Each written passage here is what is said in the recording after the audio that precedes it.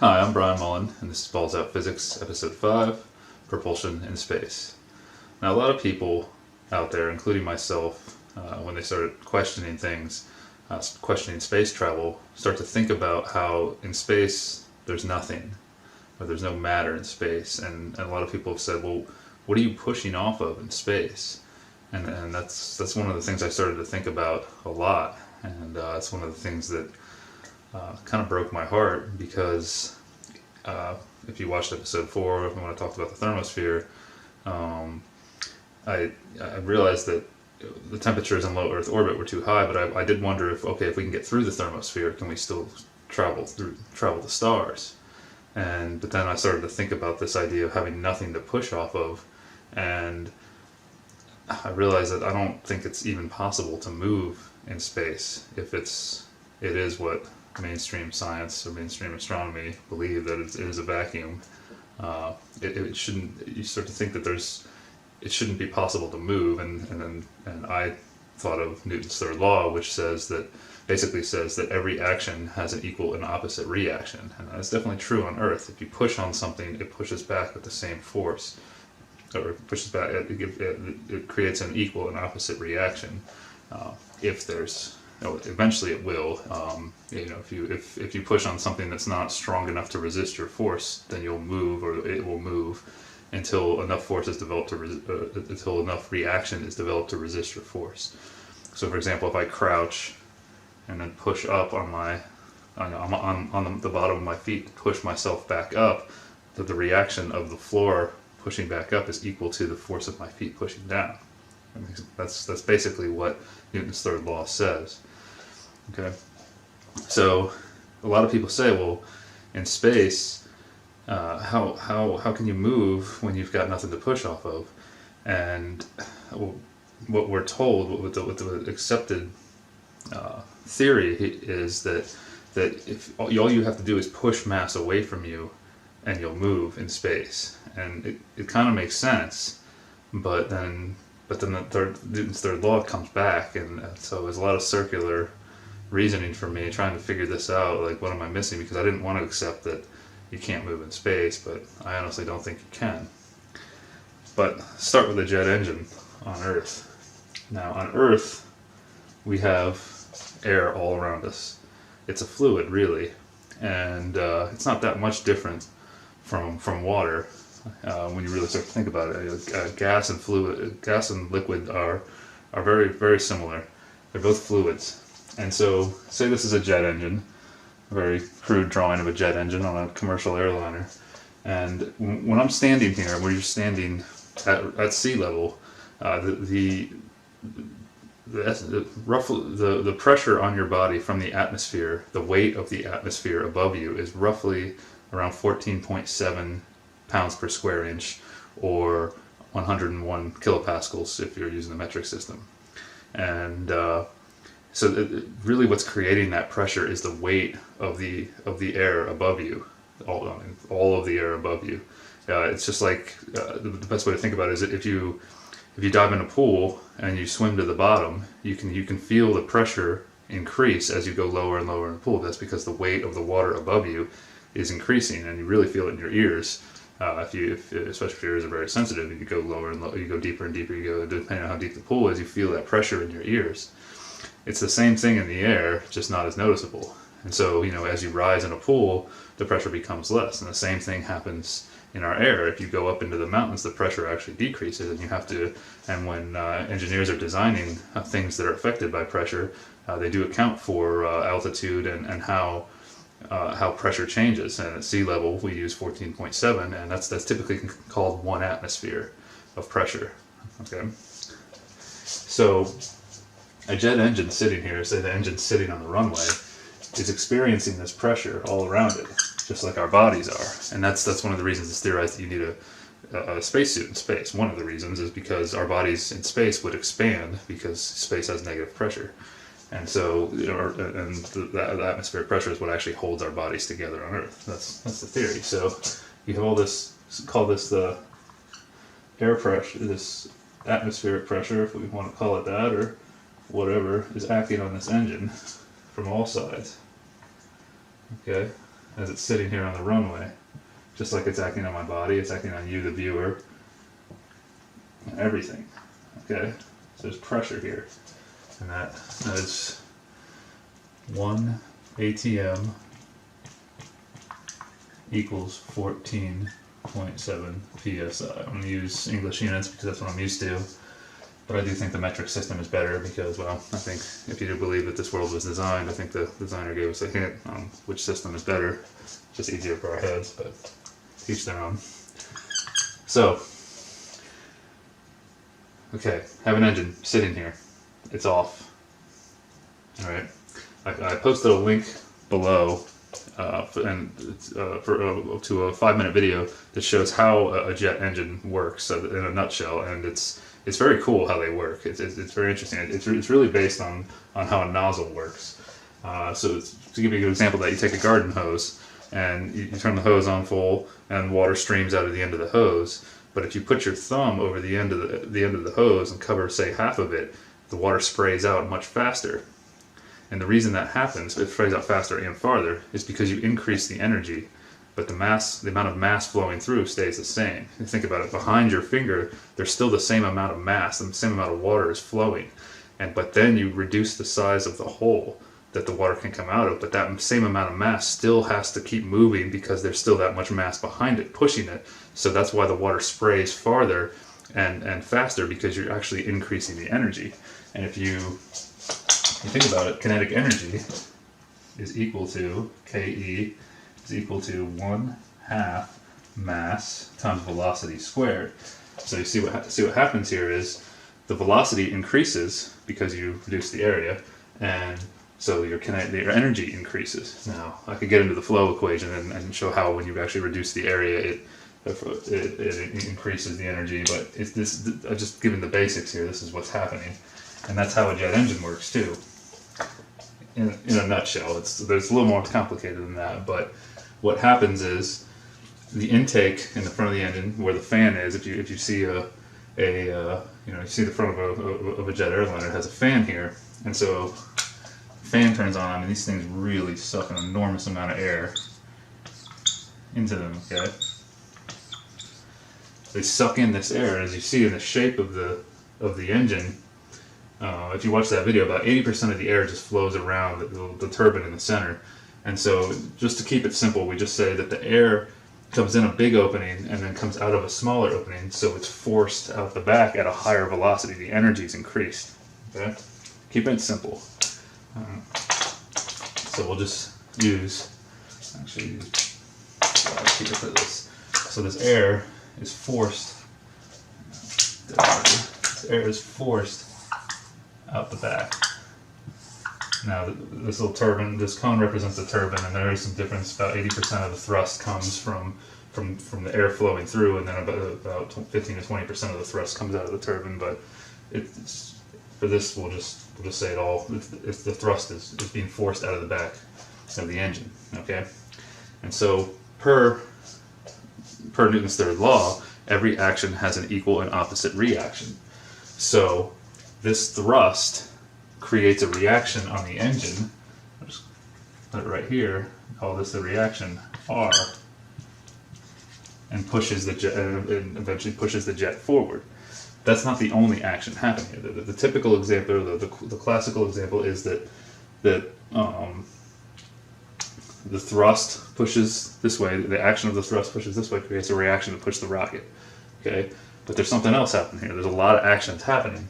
The thrust is acting on the environment or the air is acting on the thrust, however you want to look at it. So the way I see it is it's like this column of air, this jet of air is being sprayed out of the back of the engine, and you have this atmospheric pressure that's pushing the surrounding relatively stationary air against it, or holding it against it. So we develop little reactions, friction between the air. This is kind of like the viscosity of a liquid. Actually, it's pretty much what it is. So little shears, as I call it. And that's how you develop the reaction between the thrust and the air. Does that make sense? So like the pressure holds the stationary air, relatively stationary air, against the thrust, and that creates friction, which creates a reaction against the thrust, which basically you have to keep your action reaction going to move. Make sense? So that's how it works in a nutshell on Earth. There's a lot more to it, but watch that video to understand how the jet engine works. Okay? But in space, it's different. Space sucks. Literally, it sucks. It's a vacuum. The pressure is negative.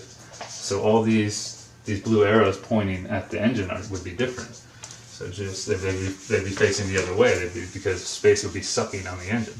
Now a jet engine like this can't work in space because you need an intake. You need to pull air in and force it out the back. So that's not how propulsion in space works. And when I was a kid, I grew up watching the space shuttle launches, and I was quite obsessed with it. I wanted to be an astronaut like every kid for a little while, and I liked watching how it moved. I liked learning how it worked in space. And if you remember the space shuttle program, the way the space shuttle worked after the launch, after it got into space, it had these little jets.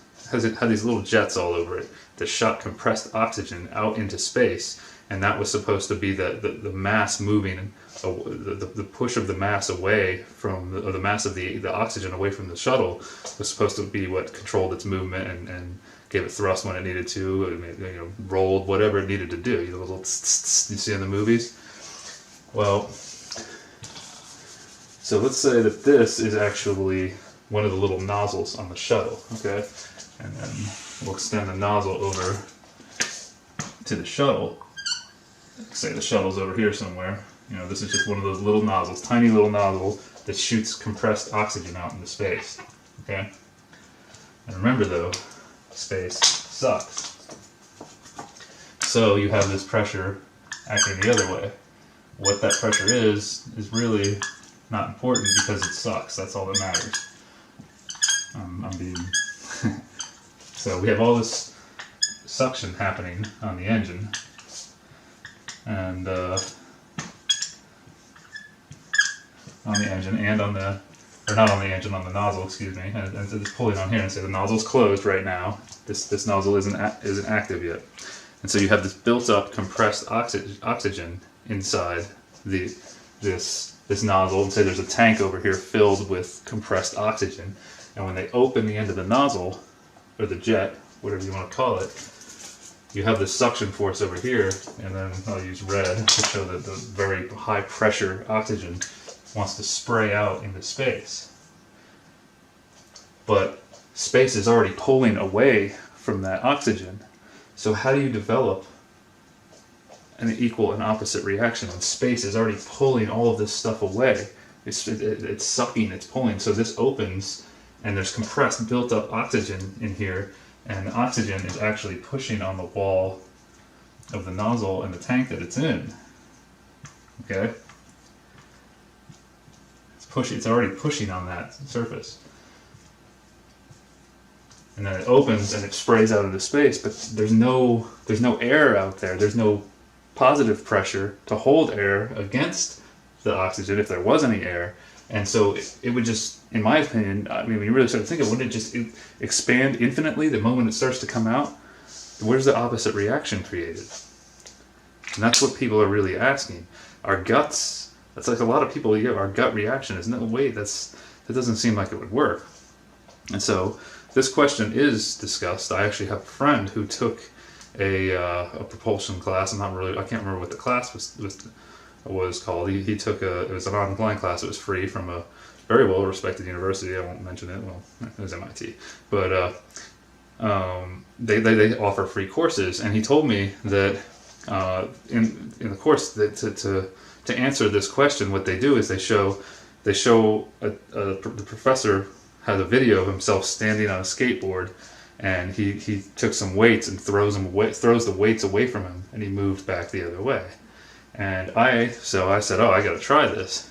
And so I took I had an old skateboard, and I went out into the garage and I started throwing weights away from me, and I didn't move. And I was like, They can't lie about something like that. That would be, people would test that eventually, right? Come on. And so I may have said this in the past that I didn't move on the skateboard. So the skateboard had really old wheels on it, and these are the wheels that used to be on it. You can see the bearings are kind of rusty, and so I decided I really need to do this right. So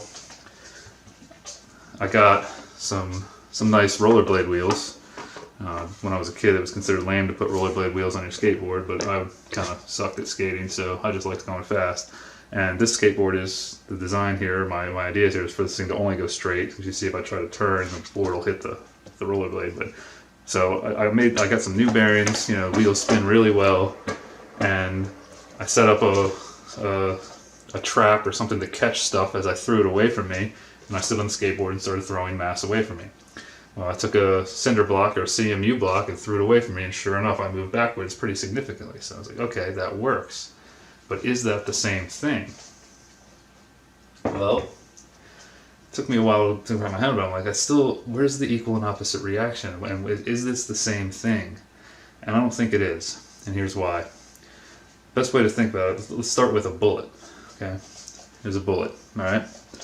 With a bullet, you have a brass casing, and you have, this is actually considered the bullet, and this is the casing, or the cartridge, right? The brass casing, and this right here is the joint between the two of them. Okay, and on the back you have a primer, this little circle here, and the firing pin strikes the primer and ignites the gunpowder within the bullet, within the cartridge, and the gunpowder explodes and it pushes in all directions.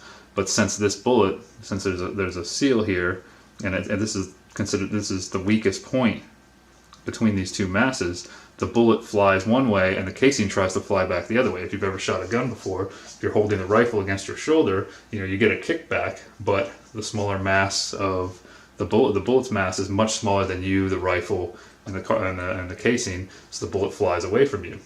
And so one of the, when people ask this question, when I asked this question, one of the things I got was, well, if you put a bullet in a vacuum chamber or in space, and or a gun, and you were able to strike the primer, and there was oxygen contained, and say the bullet was completely sealed, the bullet and the gun would fly away from each other. And I said, yeah, it would, because you have two masses with an action happening between them, so you get two reactions there. Does that make sense? And so I started thinking about that, and I said, well, a skateboard's the same thing, really, as the bullet. The action is my arms, or the professor's arms, pushing on that mass, and the reaction is occurring between the action of your arms on you and on me and the CMU block or the tire that I threw or whatever, or the weights, whatever you throw. You actually create two reactions there. Okay, there's an action between them, but here it's not the same. Before, in my opinion, it's not the same. Before the shuttle leaves the Earth, they fill the oxygen containers with oxygen, and the nozzles and everything with oxygen, and it becomes pressurized. The oxygen is forced into the container, and the oxygen expands. High pressure pushes on the outside of the container, and then the container pushes back against these little pressures that I show here. The container pushes back, so the action and reaction has already occurred. Okay? And it's just waiting there, and this is now potential energy waiting to be released.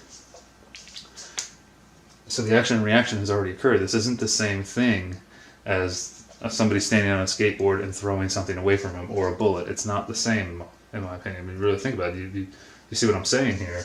You need two masses with an action happening between them to move in space.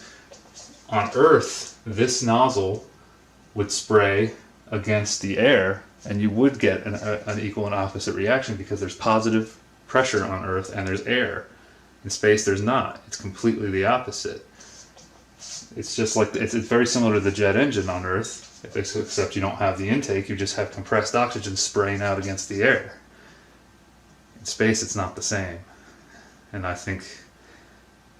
don't think it works. It's kind of hard to wrap your head around this one, but what's amazing is so many people have this gut reaction, like, yeah, that shouldn't work. And I had a hard time trying to wrap my head around why my gut was telling me it didn't work. And it's pretty amazing that we have that ability to know something's not right. We can feel it, but we can't actually get our minds to see right away what the problem is. I find that very interesting because statistically, with multiple choice exams, when someone comes to a question that they don't know the answer to right away, your gut reaction, your first instinct, if you have four choices, a multiple choice test, A, B, C, or D, your gut reaction, the first one you see that looks good, usually is the right answer. It's pretty amazing. It's sometimes called intuition, and women are known for having better intuition than men. So, ladies out there, how does this feel? What do you think about this? Does this make sense? Does it seem like we should be able to move in space with this type of propulsion? Now, if you had a bunch of bullets and and barrels sticking out of the space shuttle and fired bullets out of those barrels, then I would think you would be able to move for the reason I explained. But carrying bullets and gunpowder up into space, first of all, it's really heavy. Bullets are heavy. Lead, for one, brass casings, gunpowder, everything.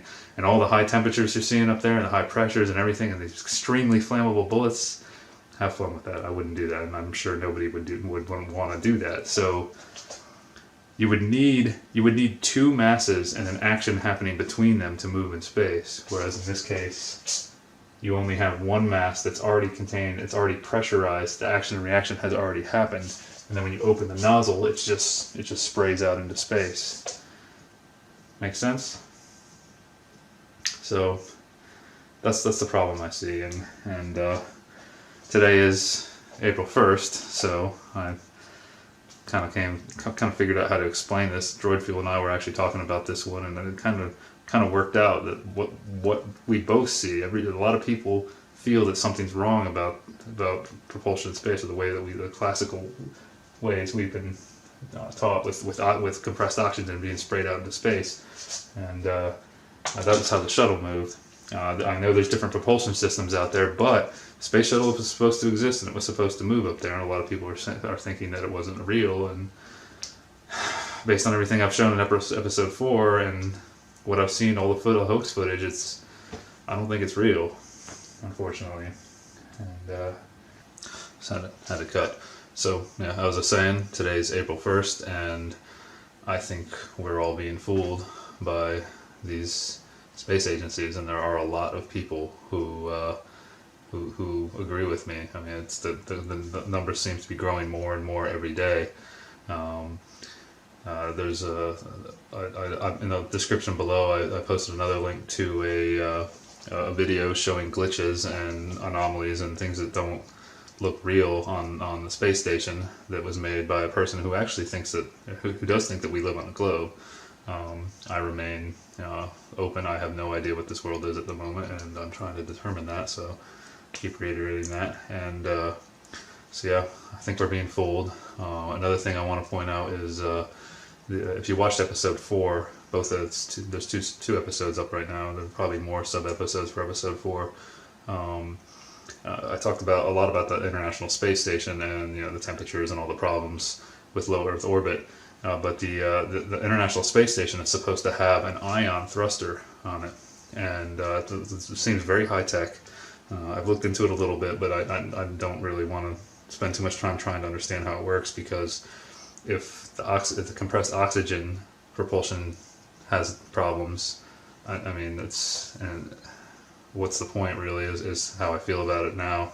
But the reason that the ISS has an ion thruster is NASA says is because the space station runs into gas particles in the thermosphere. There's collisions with gas particles that are significant enough to slow it down.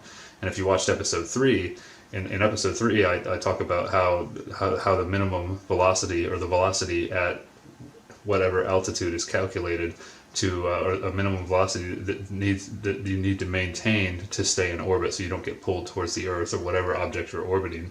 And so the space station has to maintain that minimum velocity, or it will get pulled towards Earth. If it increases the velocity, then based on the heliocentric model and our gravity equations, then it would move farther away from Earth. So they have to activate the thruster every 3-6 months, I don't remember what it is, due to collisions with these gas particles. So if you watched episode 4, the whole episode was all about, how come this station doesn't get hot? How come satellites don't get hot? And so these collisions with particles are significant enough to slow the station down, but not significant enough to heat it up, because the particles contain a lot of energy. It's very hot up there.